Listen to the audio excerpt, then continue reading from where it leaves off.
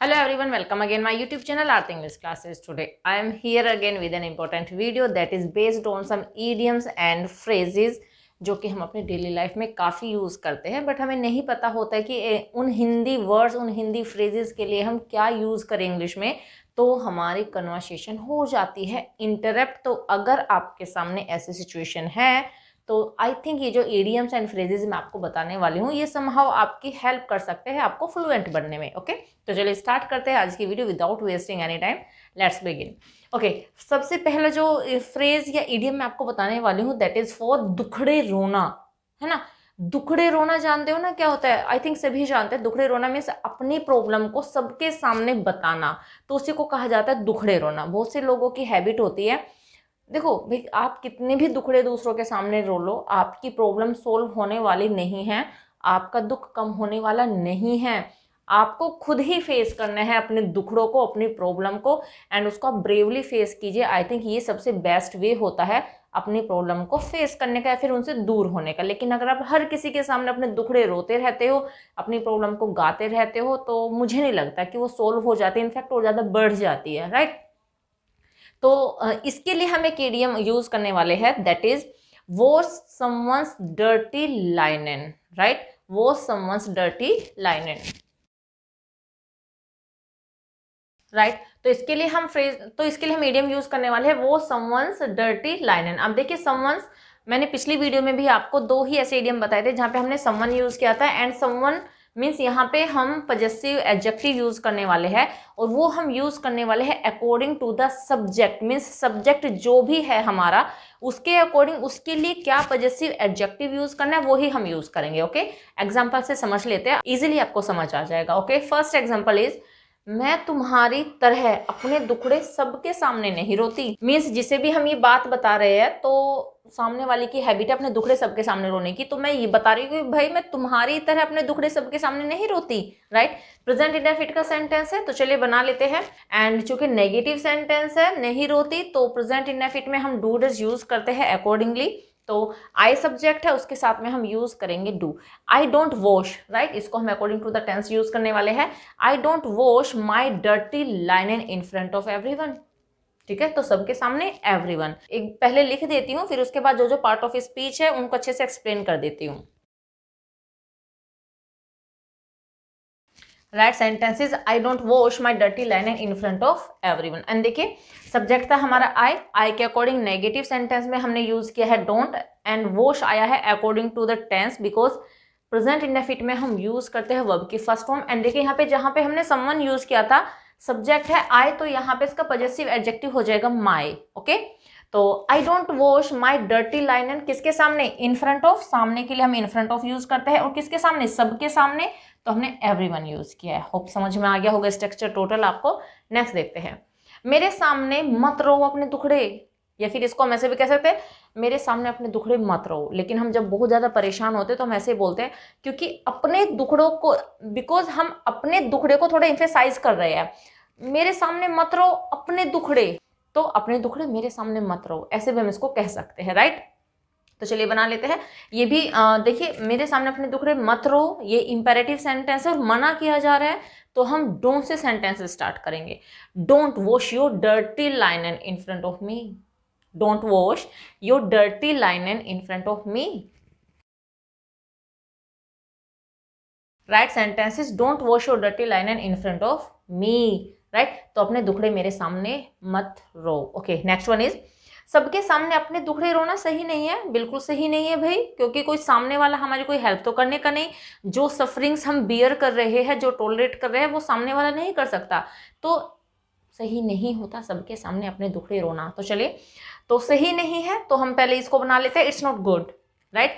क्या करना? अपने दुखड़े रोना, to wash your dirty linen, it's not good to wash your dirty linen in front of everyone. It's not good to wash your dirty linen in front of everyone.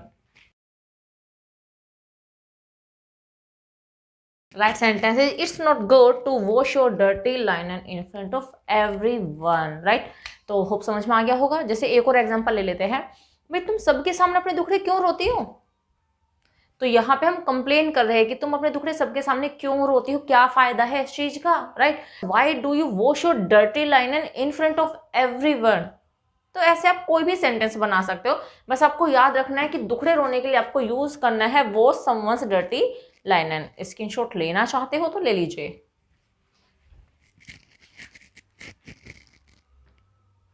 I hope आपको समझ में आ गया होगा ये idiom and आप इसको use भी करने वाले हो। Let's move to the next structure. Next one is जानबूझकर अनजान बनना, ठीक है, जानबूझकर अनजान बनना। एंड देखिए इसके लिए हम एक फ्रेज यूज करते हैं दैट इज एक्ट डम।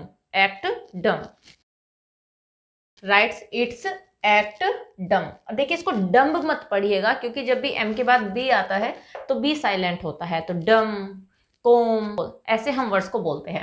एंड एक्ट को हम यूज करने वाले हैं अकॉर्डिंग टू द टेंस। तो चलिए बना लेते हैं सेंटेंस। अब जानबूझकर अनजान मत बनो। किसी को हम कह रहे हैं किसी ने कुछ काम कर दिया है एंड अब वो ऐसे रिएक्ट कर रही है जैसे कि उसको कुछ पता ही ना हो, ठीक है।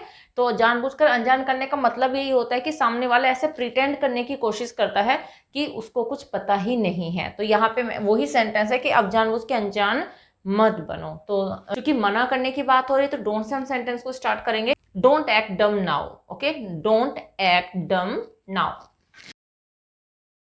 Right. Sentence is don't act डम नाउ। नेक्स्ट वन इज तुम जानबूझकर अनजान बन रहे हो, राइट। तो ये प्रेजेंट कॉन्टिन्यूस का सेंटेंस है। इज़ारएम का यूज करेंगे अकॉर्डिंगली एंड वर्ब में आईएनजी का यूज करेंगे एंड हम एक्ट में ही आईएनजी यूज करेंगे। तो चलिए बना लेते हैं। तुम जानबूझकर अनजान बन रहे हो, यू आर एक्टिंग डम। बहुत ही सिंपल से, you are acting dumb, right. Sentence is you are acting dumb. बहुत ही सिंपल सा सेंटेंस है, देखने में बड़ा लग रहा है हमें इंग्लिश में, तो इंग्लिश में देखो कितना छोटा सा सेंटेंस हो जाता है। ओके, नेक्स्ट वन इज वह इस तरह अनजान बन गई। थोड़ा बड़ा सेंटेंस लिया मैंने जिसमें दो क्लोज है, जैसे उसने कुछ किया ही ना हो, राइट। वह ऐसे अनजान बन गई जैसे उसने कुछ किया ही ना हो। तो ये भी पास्ट का है, ये भी पास्ट की क्लोज है एंड ये भी पास्ट की ही क्लोज है, दोनों में वर्ब की सेकंड फॉर्म लगाने वाले हैं। तो वह इस तरह अनजान बन गई, शी एक्टेड डम लाइक। तो ऐसे बन गई, ठीक है। कैसे अभी हम आगे बताएंगे। शी एक्टेड डम लाइक कि उसने कुछ किया ही ना हो, like she didn't do anything, then that she didn't do anything. She acted dumb like she didn't do anything, right. Sentence is she acted dumb like she didn't do anything. वह ऐसे acting कर रही थी, वह ऐसे अनजान बन गई जैसे कि उसने कुछ किया ही ना हो। वन मोर एग्जांपल, जैसे इंटरोगेटिव का बनाते हैं कि तुम जानबूझकर अनजान क्यों बन रहे हो, राइट। जानबूझकर अनजान क्यों बन रहे हो मीन्स तुम्हें पता सब कुछ है लेकिन तुम ऐसे बिहेव क्यों कर रहे हो कि तुम्हें कुछ पता ही नहीं है। Y are you acting dumb. बहुत ही सिंपल सा, वाई आर यू एक्टिंग डम। ऐसे आप बना सकते हो। तो स्क्रीनशॉट लेना चाहते हो तो ले लीजिए।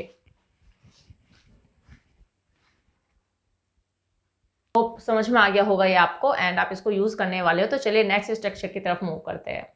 नेक्स्ट वन इज तू मैं करना and I think everybody knows it कि तू मैं करना क्या होता है, फिर भी मैं आपको बता देती हूँ। It means to argue about things that is not important. कुछ ऐसी चीज़ों के बारे में आर्ग्यूमेंट करना जो कि इम्पोर्टेंट है ही नहीं और उसके बारे में एक दूसरे से लड़ना झगड़ना, तू मैं करना, बहस करना, आर्ग्यूमेंट करना, वही कहलाता है तू मैं करना। एंड देखिए इसके लिए एक फ्रेज होता है बिकर विद, लेकिन बहुत सारी जगह पे हम बिकर यूज करेंगे ओनली एंड कहीं पे हम बिकर विद यूज करेंगे। क्यों करेंगे, कैसे करेंगे, वो अभी मैं आपको एक्सप्लेन करूंगी।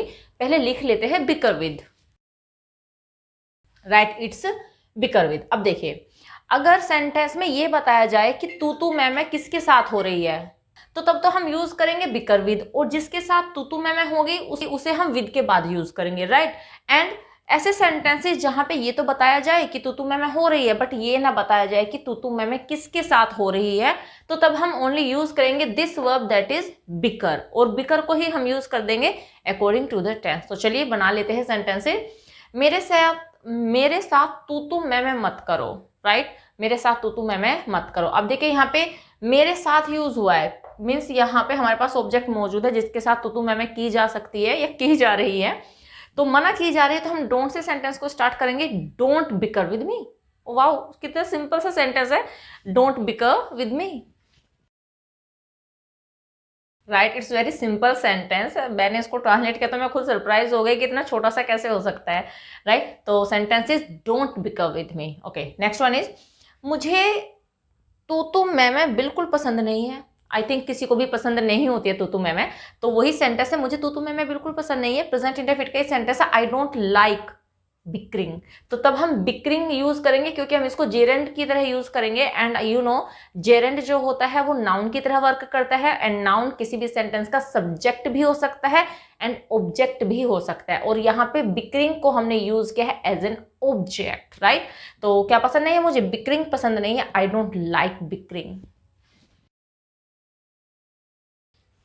छोटा सा सेंटेंस है, आई डोंट लाइक बिकरिंग, मुझे तू मैं बिल्कुल भी पसंद नहीं है। बिल्कुल के लिए आप लगा लीजिए at all, I don't like bickering at all.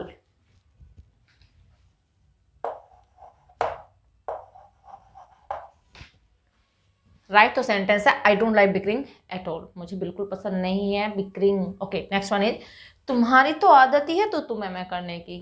अब यहाँ पे भी हम बिकरिंग को नाउन की तरह ही यूज करेंगे, मैं जेरेंड बनाएंगे उसको। तुम्हारी तो आदत ही है, you are in the habit of bickering, you are in the habit of bickering. Right sentence is you are in the habit of bickering. तो यहाँ पे भी ये हमने नाउन की तरह यूज किया। इनफैक्ट बल्कि इनफैक्ट ये हमने प्रपोजिशन का ऑब्जेक्ट की तरह यूज किया। एंड मैंने बहुत बार आपको बताया कि ऑब्जेक्ट दो ही पार्ट ऑफ स्पीच के होते हैं। फर्स्ट नाउन का, फर्स्ट किसी भी मेन वर्ब का ऑब्जेक्ट होता है एंड सेकंड प्रपोजिशन का ऑब्जेक्ट होता है। एंड ऑब्जेक्ट कोई नाउन या प्रनाउन होता है। तो मैंने आपको बताया कि जब हमने बिकर में आईएनजी यूज किया तो ये बन गया है जेरेंड। और जेरेंड होता है एक नाउन, मीन्स वो सब्जेक्ट की तरह भी काम कर सकता है, ऑब्जेक्ट की तरह भी काम कर सकता है। ओके, होप समझ में आ गया होगा ये पॉइंट आपको। वन मोर सेंटेंस हम बना लेते हैं। तुम उसके साथ तू मैं क्यों कर रहे हो, why are you bickering with him और हर, ऐसा आप सेंटेंस को बना सकते हैं। एंड नेक्स्ट सेंटेंस है वह सबके साथ तो मैं करती है। प्रेजेंट इंडेफिनिट का सेंटेंस है। एंड होप आपको ट्रांसलेशन तो आता ही होगा। एंड ये सेंटेंस है आपके लिए, राइट। ये सेंटेंस आप मुझे कमेंट सेक्शन में बताओगे कि आप इसको कैसे बोलने वाले हो इंग्लिश में। एंड होप सारा समझ में आ गया होगा आपको। स्क्रीनशॉट लेना चाहते हो तो ले लीजिए। तो 3 इंपॉर्टेंट स्ट्रक्चर्स हमने कवर कर लिए हैं आज, जो कि काफ़ी इंपॉर्टेंट है। होप आपको अब तक रियलाइज हो भी गया होगा। तो बस इस वीडियो में इतना ही, मिलते हैं नेक्स्ट वीडियो में। Till then bye bye, take care, stay healthy and keep learning.